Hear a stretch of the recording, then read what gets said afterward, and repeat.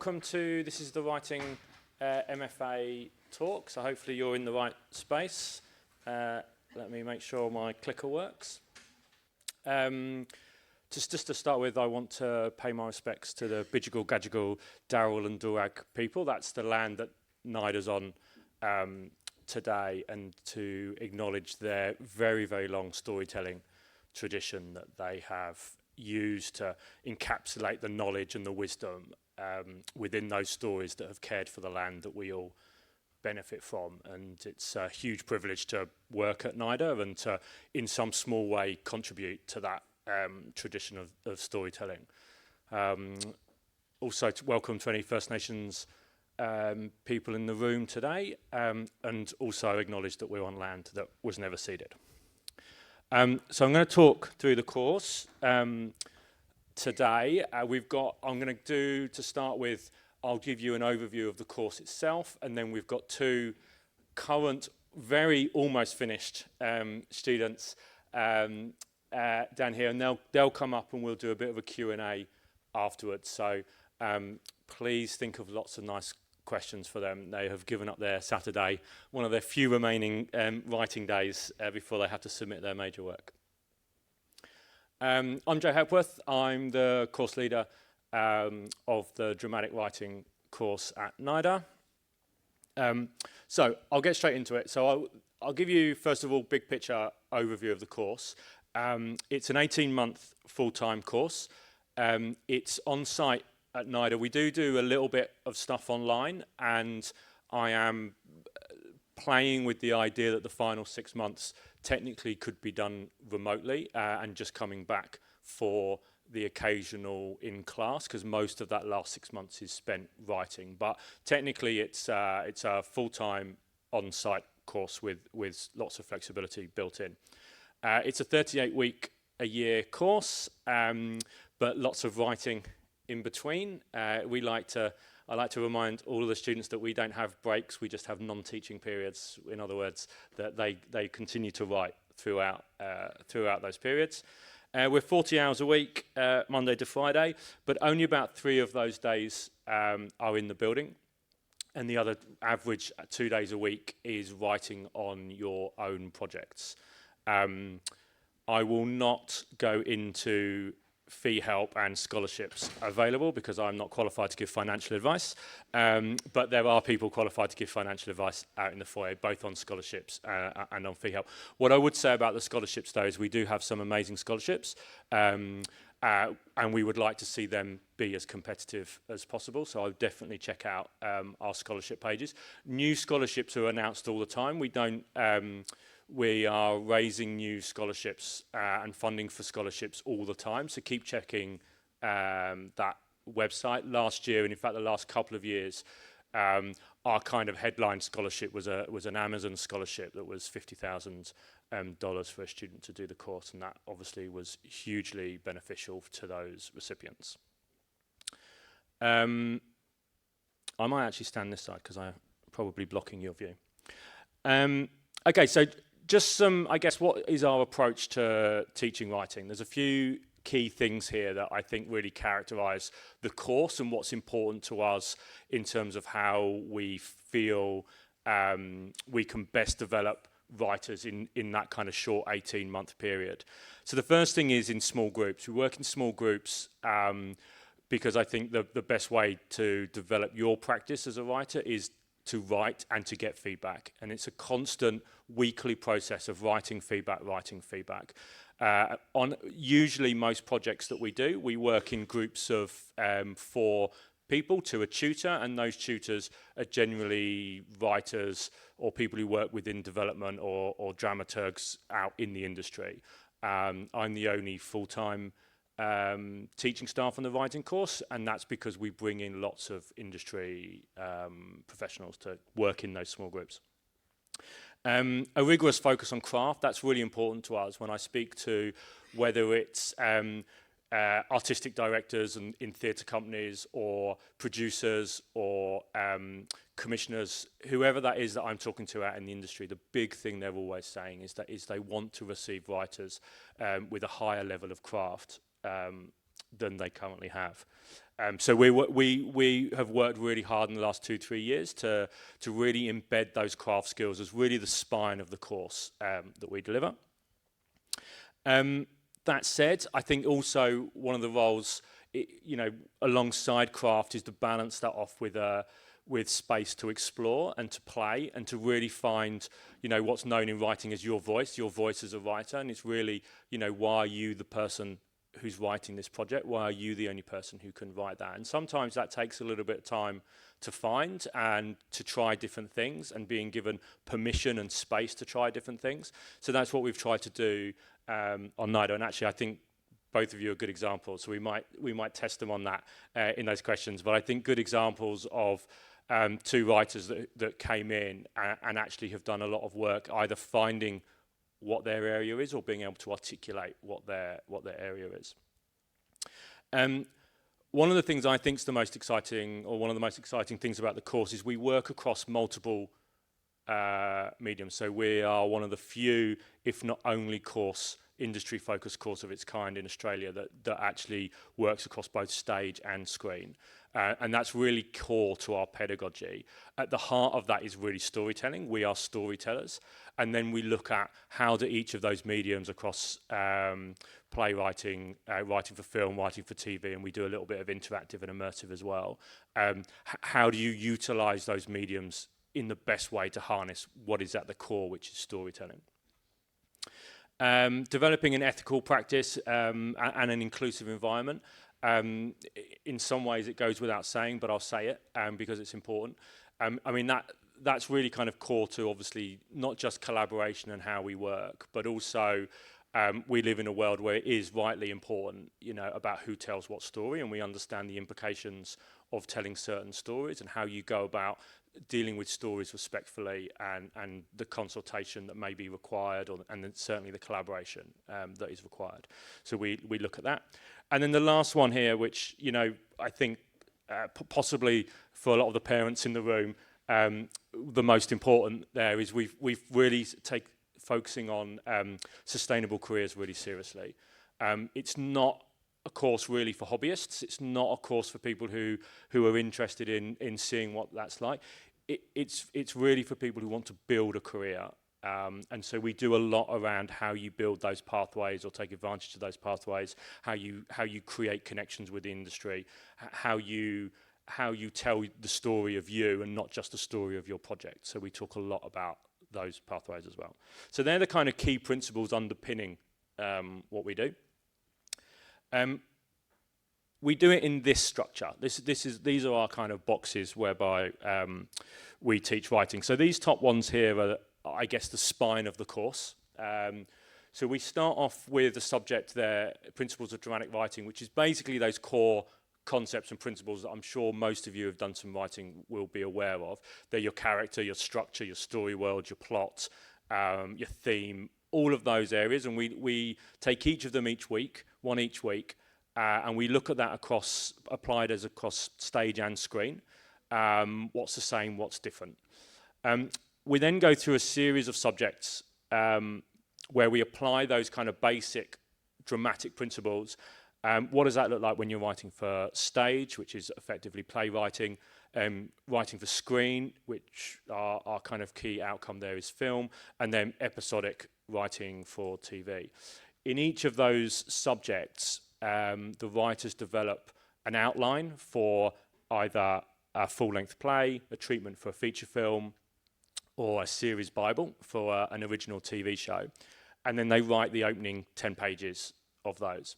So when you get to major project, which sits in the second year, the idea is that the writers choose 2 of those in different mediums and write those 2 projects up into full-length works so that you are able to complete the course with a solid portfolio of work that has been kind of really rigorously developed, lots of really rigorous feedback, and not just that, actually, some work on going, okay, you've written that, but now what are you actually going to do with it? And so making that connection between not just your writing and then putting it in a drawer or, not even printing it off your computer, but actually, who am I writing this for? Who's going to be interested in this work? And how could I potentially reach them and get that in front of them?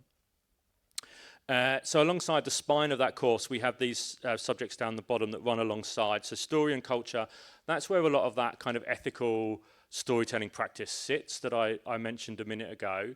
It kind of sits in two halves, that subject. One half of that is about, I guess, models of collaboration, how you develop an ethical practice, what it means to tell stories and the responsibilities, I guess, that come with telling stories. And then the second half of the subject is just, I guess, a bit of an exploration and appreciation that what we're doing on the course is largely coming from a Western Aristotelian model of drama, but it's also important to acknowledge that that's not the only model of that exists. That's what we teach, because that's what we're qualified to teach, but there is an appreciation for different ways of doing things, different traditions of storytelling. So that sits in that subject there. The business of writing, which is kind of as it sounds, that's where we do the sustainable career thing. That's, we do a lot of work on developing pitching, and we do a lot of pitch practicing, first of all to each other in a kind of very safe space, and then we bring some tutors in, we bring some of the students in from the second years, and that gradually expands out to bringing guests in and industry people in to come and pitch to them. And again, that's very much about, not just the story of your work, but the story of you and the story of why your work, why someone might want to commission your work. Other things about how the screen industry works, how the theatre industry works, who the people are. We get a lot of industry guests coming in, talking to you, introducing themselves to you, making those kind of connections through that subject. Interactive and immersive is kind of a taster subject, really. I guess a nod to where some of the future of storytelling is going to sit, and we talk about the similarities and the differences of interactive and immersive, and that's partly games, but it's also interactive theatre as well, and it's the crossover between those areas of storytelling. Within that, actually, didn't we bought everyone vouchers to buy games on their mobile phones and stuff for that, and a VR headset and all kinds of stuff. And then the practice-based research at the bottom is another subject that sits alongside the course, but it's really about how you develop a research practice to support your work and your projects. That might be, for example, researching the genre that you're working in, the market or the audience that you're writing for. It might be researching something around the story world that you're in. But it's a kind of research-focused subject. So these are the projects that you'll produce. I've kind of touched on most of them. We do a mixture of kind of short-form stuff. So in Principles of Dramatic Writing, you'll write a short-form piece. As I said, in those three subjects, you'll write an outline for a full-length play, a TV Bible for original series, and a treatment for a feature film. And then you write one or two of those, at least one, but you can write two if you want, up into full-length projects.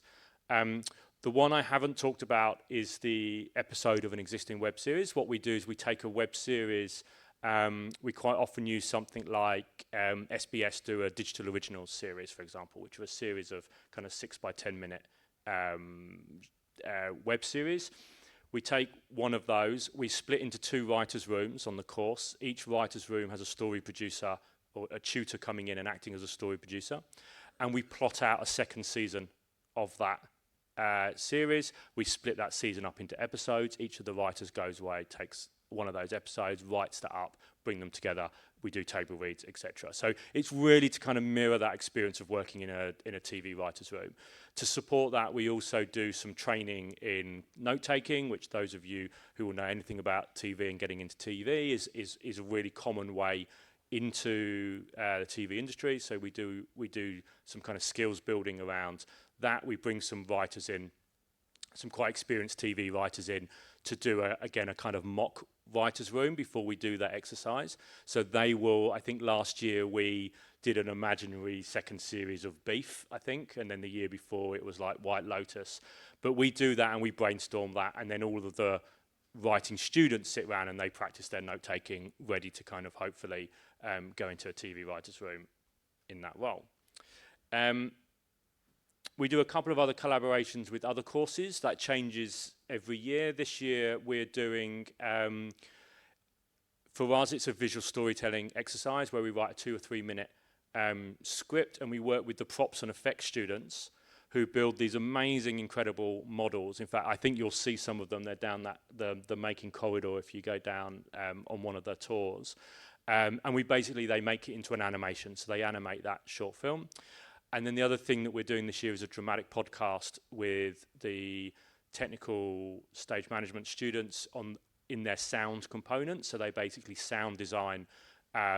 We write and direct the podcast, and they will record it and sound design it and add all of the effects onto that and kind of bring it alive. And that's a really good exercise as well in terms of just thinking about sound and how you use sound for storytelling. Yeah, industry. I mean, look, we're really lucky at NIDA. It's a real privilege that we have the position that we do within the ecosystem that we work in, because it allows us to build really strong relationships with industry. So there's just a few things that I'm touching on here. We get a lot of tickets, so we've just finished going to Sydney Film Festival. I think that closes tonight or tomorrow night if you haven't been, but we give the students tickets to that.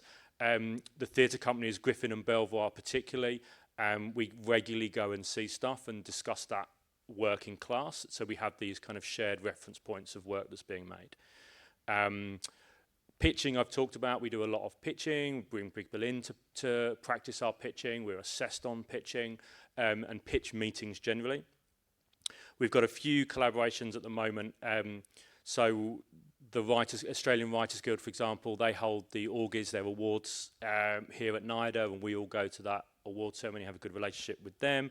We've got a short film collaboration going on right now with Afters, where we write short films for their MFA production courses. We're running a couple of courses, one that's actually just launched with Australian Plays Transform, which is for emerging First Nations writers to develop their writing, etc. So we have a lot of collaborations with across both screen and stage, where we build relationships. Actually, what's not on there, but is a really amazing one, is SBS as well. We've got a great relationship with SBS. Some of our writers go and pitch to them. One of them gets selected to go work in a writer's room, etc. That's a great initiative. Observing writers' rooms. Now that actually is getting harder at the moment, because TV production, as you may have seen, and the streamers are pulling back slightly from shows. But what we aspire to do, and what we try and do, is get all of our writers to observe at least a day or two within a professional writer's room, so they understand how that works and build some of those relationships. A lot of the writers, some of the writers who leave the course, one of the first things that they'll go and do is, like I say, that note-taking within writers' rooms and script coordinating and going around. And actually, there's one in particular who's now doing that full time, that came from that observership that we put them in for. And then the NIDA's Writers Hub is my kind of unofficial community of writers that I create, and I try and run activities where I can bring not just my current writers together, but also my alumni, because I think that community of writers is really important. That idea that there's a network to support each other and help each other and share knowledge, share ideas and passion. I think actually the hardest bit of being a writer is not the 18 months you're on the course, but actually the 2 years after that. And so we do a lot of work to try and keep structures in place and keep a relationship with our alumni, where we're able to run projects, run commissions, run opportunities, like I say, not just for our current writers, but for that 2 or 3 years out as well. And then this is my last slide, and then I'll open it up to questions. So if you haven't got a question, think of a question quick. Who are we looking for? I guess the easiest thing to summarize in terms of what I look for, how I think about what I'm looking for, is what are the things I can't teach? I can teach you craft. I can teach you about the industry.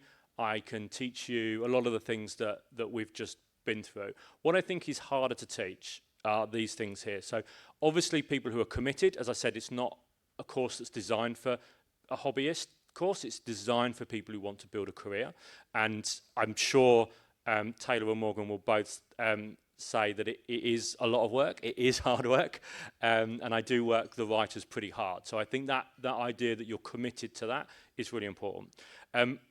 In tandem with that is passion, but passion is more than commitment. I think the idea that you're excited by stories, that you're curious by stories, that you see the world through stories, I suppose. Something to say, that's not my job, that's your job. We can help you discover that in a way, or at least expand that or explore that, and in some cases challenge that and bounce those ideas off. But I think people who think about the world and the world we live in, and obviously the world we live in is, we're going through particular times, and so I think most of us probably do have some thoughts about what is going on in the world. Writing is a brilliant place to obviously explore that further.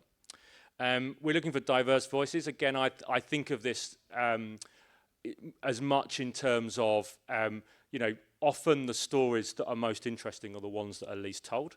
And I think that is actually something that we really encourage, that we look for, that is valuable within that. And then the last thing, we do a lot of collaborating. It's a small course. We have 12 students on the course.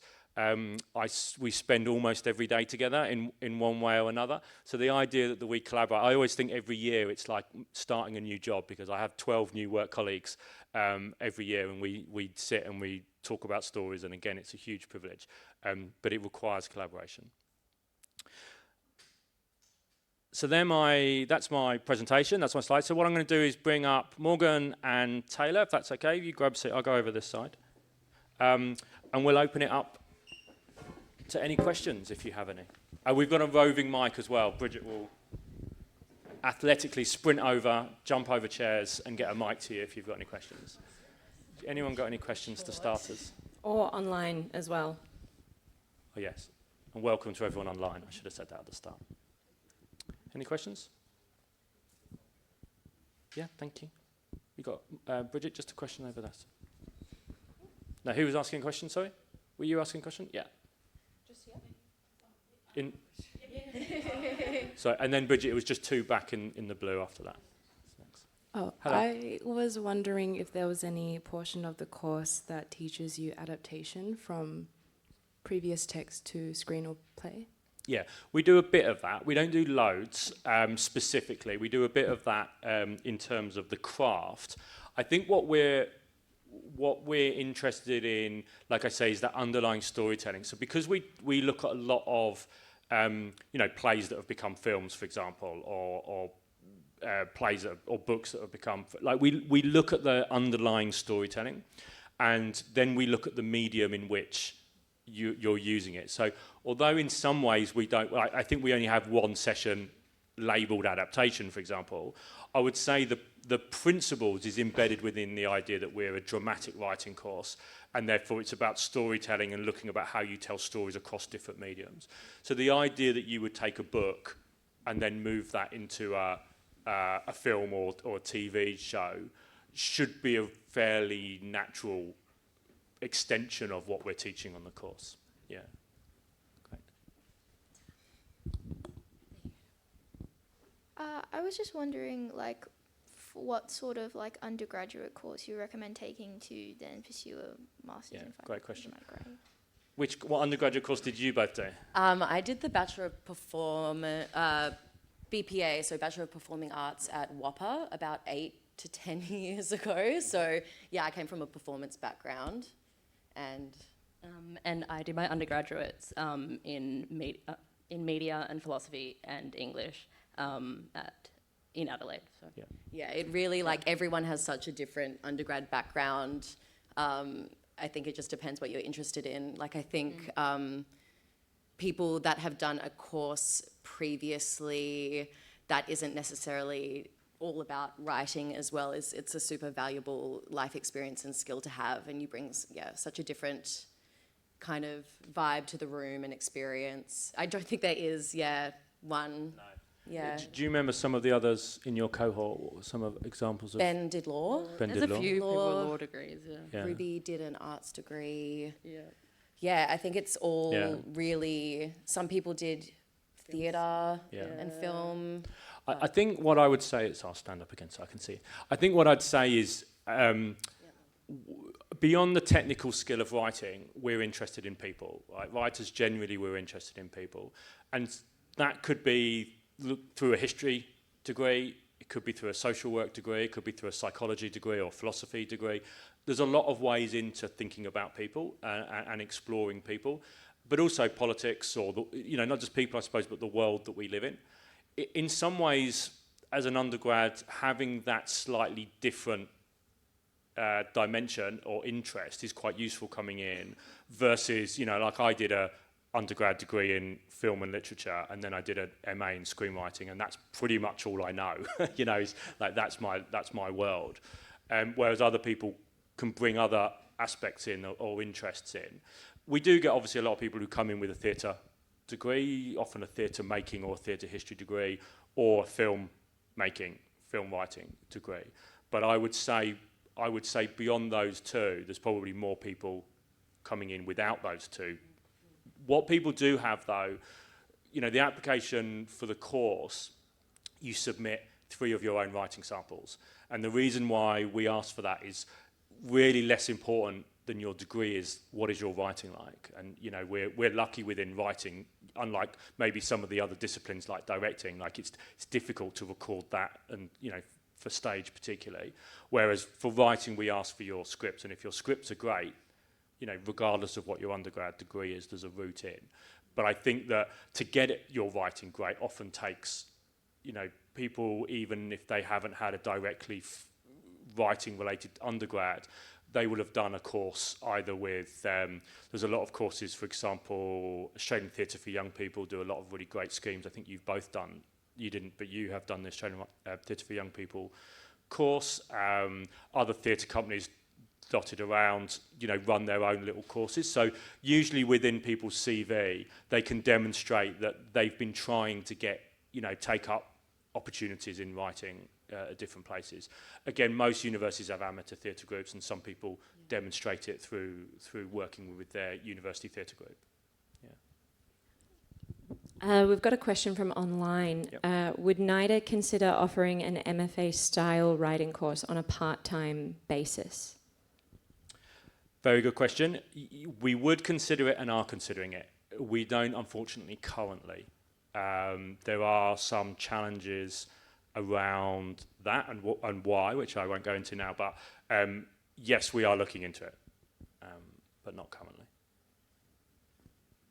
Hi, we just got one down here. Hello. Personally, I struggle a little bit with idea generation, so I was wondering if that's something you touch on in the course, like providing stimuli to create a concept to write about. Yeah, definitely. I mean, do you want to talk to that, idea generation? I'll start. I mean, look, one of the things that stimulates ideas is the necessity to create so many. And I do think idea generation is a muscle that you exercise. And so I have a kind of phrase that I use a lot, which is not advice for writing generally, but it's advice for the course here, which is about write quick, fail quick, learn quick. And what we try and do is to write as many different projects as we can, to encounter as many different story problems as we can, and to learn from those problems. There are other courses that are designed around, I'm going to take one idea and I'm going to spend 18 months just developing that idea. And my fear with that is what you're doing is you're learning how to write that project, but not necessarily more broadly to write. So yeah, in terms of idea generation, we generate a lot. We have a couple of in that Principles of Dramatic Writing, we spend a week talking a little bit about idea generation and how you develop concepts. I think a lot of it as well comes from the conversations we have, the things that we watch, and what's going on in the world. And in some ways as well, it's connected to the stuff that we do in the business of writing, which is really, who are you, what's your experiences or whatever. And sometimes by digging deep like that, you actually find the types of stories that you want to be telling.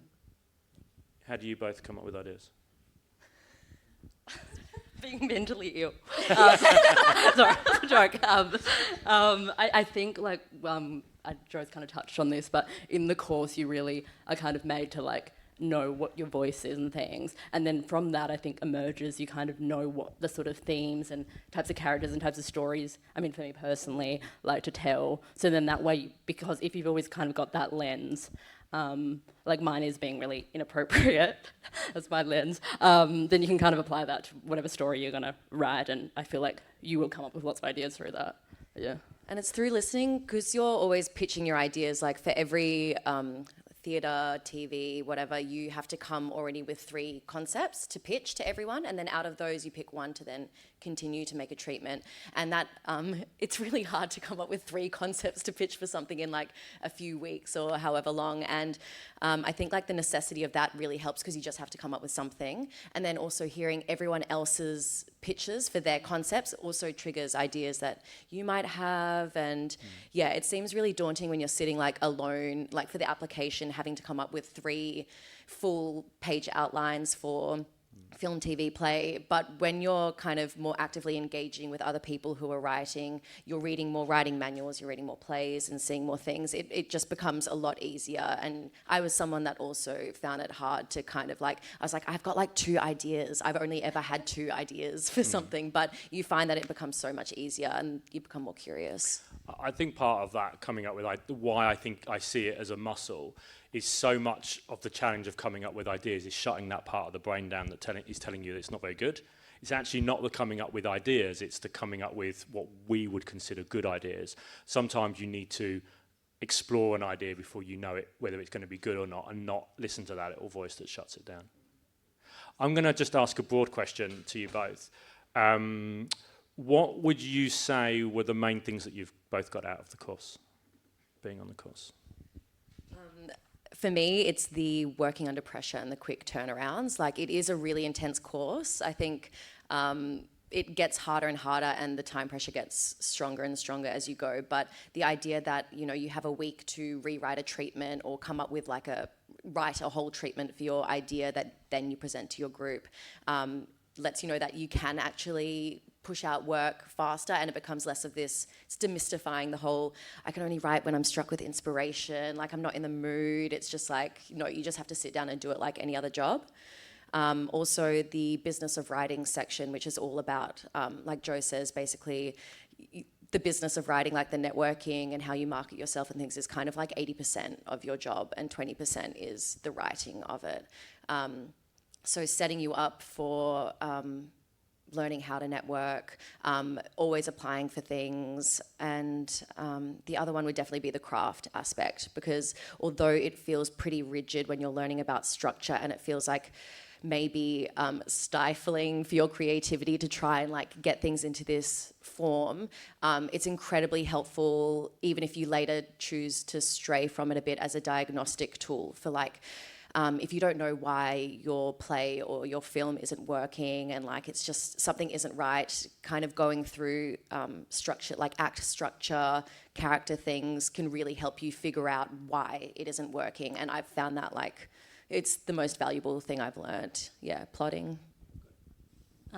Yeah, I agree with everything Morgan said, so I just won't repeat those, but the same as Morgan. Number one, like, I'm saying this in a joking way, but like best friends. But like genuinely, like I feel like the 12 of us are like have become really close, and we will be collaborating with each other, and like getting each other's feedback, and sort of being around like-minded people, especially if you, like me, and you come from a background where there aren't really other writers around you.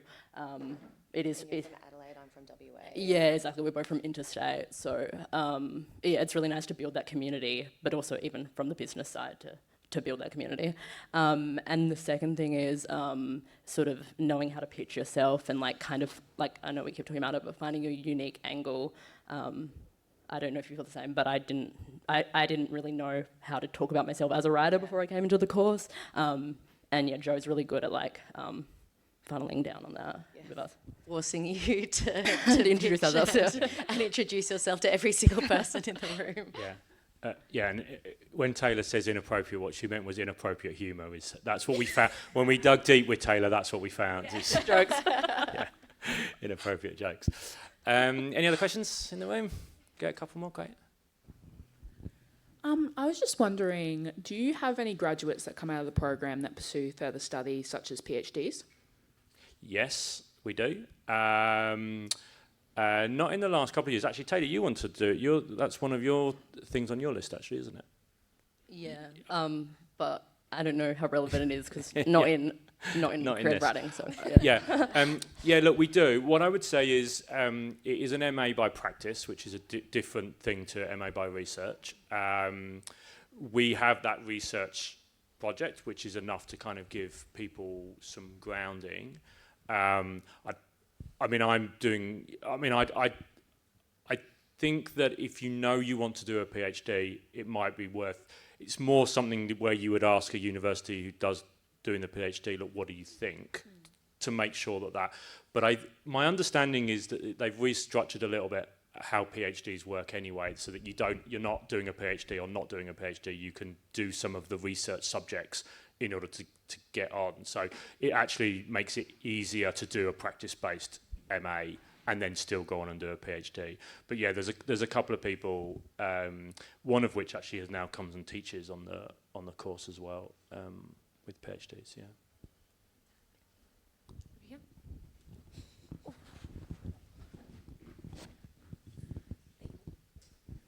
Hey. Hi, how you doing? Good. So my question is, I tend to write with friends, I like collaborative writing, as I'm sure most writers do. Yep. I just wanted to kind of understand in terms of the application, what are the kind of guidelines about submitting work that you have done collaboratively? Yeah, that's a great question, and we should talk a little bit about the applications. Ideally, the work that you submit would be solely written, which I understand is not totally reflective of, the collaborative nature of writing often, but it obviously makes it really difficult to assess for us what is your work versus what is somebody else's, and whilst you may write collaboratively on the course, it's primarily about developing and understanding you. So yeah, look, I try not to. I mean, the application itself, so for those of you who don't know, the main part of the application is 3 extracts of writing, well actually 2 extracts and one of 10 pages each, and then 1 completed work of 15 pages each. And we like to see a completed work just because that you get something different from seeing the whole shape of a story versus the opening 10 pages. And I would recommend those extracts are kind of like the opening 10 pages. Sometimes we get 10 pages in the middle, and they may be brilliant scenes, but without the context of understanding, who these 2 people are standing on a cliff telling each other they love each other. We can't see that. So I think the opening 10 pages would probably be one of my tips for that. And so 10 pages is not like a huge amount to write if for those people who need to write something just for that application. And then we also ask for 3 one-page outlines for new ideas. Again, just to that point about being able to generate ideas and to understand a little bit more about what you're thinking of working on, your understanding of some of the different forms and the appropriateness of that idea for that particular form. So ideally no for collaborative, just for the application. Do you remember much about your application process, and have any tips for applications, seeing as they were both successful? I didn't choose the first 10 pages of things. I've seen there going, I chose from the middle.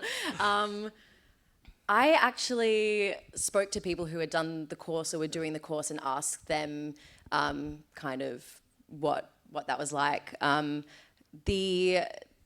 one-page concepts, it's really hard. It's such a hard thing to do. It's a really difficult application compared to everything else. I had a friend who's gone to do the MFA at VCA, and she purely did that because the application for NIDA was a lot more extensive and difficult. What advice do I have? Other than how difficult it is? Sorry. maybe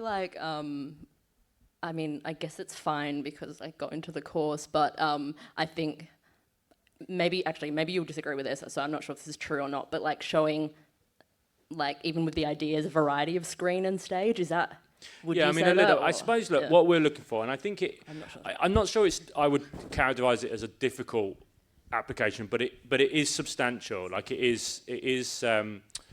is significant, and I suppose to me the application should reflect the nature of the course right. And I think that, as I'm saying, it's a rigorous course. It's a serious course. I mean, it's fun, but we're serious about the fun that we have. And I think the course is reflective. The application is reflective of that. But, one-pagers, I've met some really experienced writers who really struggle with one-page outlines. And one-page outlines is just a very difficult thing. We're not looking at those going, has this person aced the form of a one-page outline? We haven't. We just want, in the minimum amount of space, I suppose, get a sense of what your ideas are and what you're thinking about. It's not to ace the form of a one-page outline. Same with those kind of 10 pages. And the extracts. There's a lot that we can teach you. So if we read those and they're perfect, then there's no real benefit for you coming to NIDA. That's not what we're looking for. What we're looking for is something that is unique or different, or that you've got something to say, or that you're doing something interesting. It's not about whether it's formatted perfectly or, it's all of that stuff that you can teach. We're looking for something different. And I say this a lot, actually, particularly in terms of our scholarships that we have. I think one of the biggest challenges that I have, is getting people to not to self-censor themselves. Because I often talk to people, I actually think that a lot of the time, the people who get on the course are probably thinking, I would never get on the course. And there's probably people who are really sure that they will get on the course that maybe don't get on the course. And I think that it's very difficult to know what we're looking for and what is and it isn't the polish, and some people can get distracted by the polish, and that we're looking for people who are closest to the finished article as they can be, because that makes our life easier. That actually isn't the case. We're looking for people who are interesting, who've got something to say, that have got a voice, that are prepared to work really hard to learn the craft in order to make the most of those things. And it's really difficult to know, am I someone who's got a voice, or have I got an interesting... You don't know that yourself. So I talk a lot about that, and I think if you're thinking about applying, I would definitely encourage you to apply, and let us work out, who have... And actually, to be fair, there's some people who apply to the course. It's quite often they will apply 2 or 3 years, and then by the second year they're ready, or the third year that they're ready to be on the course.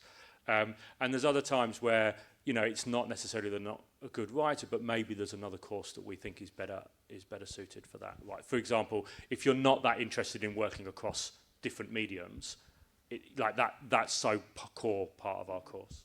Have we got time for one more? Yeah, great. Or maybe 2 more. Oh, sorry, I had one more about the application. Yeah. Because it's quite broad in terms of what you are able to hand in, and there's a few components. Mm-hmm.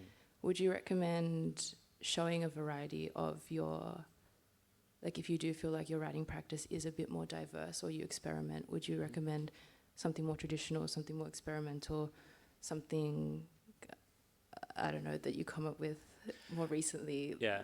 Or would you recommend a deeper insight into your personal voice? Well, I mean, those things aren't necessarily contradictory, I suppose. Look, I think storytelling is obviously really key. So when you say experimental, sometimes people mean I'm going to experiment with the storytelling form, and other times they mean something very abstract that is not actually storytelling. I think we are looking for storytelling. Whether it's experimental or traditional, I'm not too worried about, but it is the telling the story aspect of that. And yeah, as you say, the voice is really important in that, and what we're looking for. So I mean, as long as it's telling a story, we have tried to kind of frame the application around dramatic writing. So in other words, kind of prose and poetry, it's difficult to gauge the dramatic writing, where you are with your dramatic writing from that. But that's not to say that you can't hand in a script that does something experimental. I'm just looking for one of my sessions looking at Memento at the moment, which is, that's experimental, but it's still a dramatic writing that tells a story that has a beginning, middle, and end, and all kinds of things. So, yeah. I mean, don't everyone hand in Memento, because the world only needs one Memento. I was just wondering, this is its own course, right? Which is 3 years. So you can't take this and acting or something at the same time. Yeah, no, and actually they're at different levels. So this is an MFA level, and it's an 18-month course, and yes, it's full-time. And acting is at the BFA level, and that is also a full-time course. So yeah, you have to you take can't. them at different times. Yeah, Oh, yeah. I mean, usually, obviously, you do a BA and then go on and do an MA. Okay. And actually, there's a lot of people. Acting is not something we mentioned before when we were talking about degrees, but we do get a lot of people with either acting degrees or certainly an acting background, Right. Okay. which is so far from my experience. So you definitely don't need acting. Right. Yeah, great. All right, well, thank you very much. I think we'll leave it there. I am going to be at the desk. There's a MFA info desk out the front. I'm going to be there for the next hour. If you want to come and chat and say hi, I'll be hanging out there. Taylor or Morgan might hang around for maybe 15 minutes, and you can chat to them as well. But thank you very much for coming. I hope you enjoy your day, and yeah, come say hi if you want. Thank you.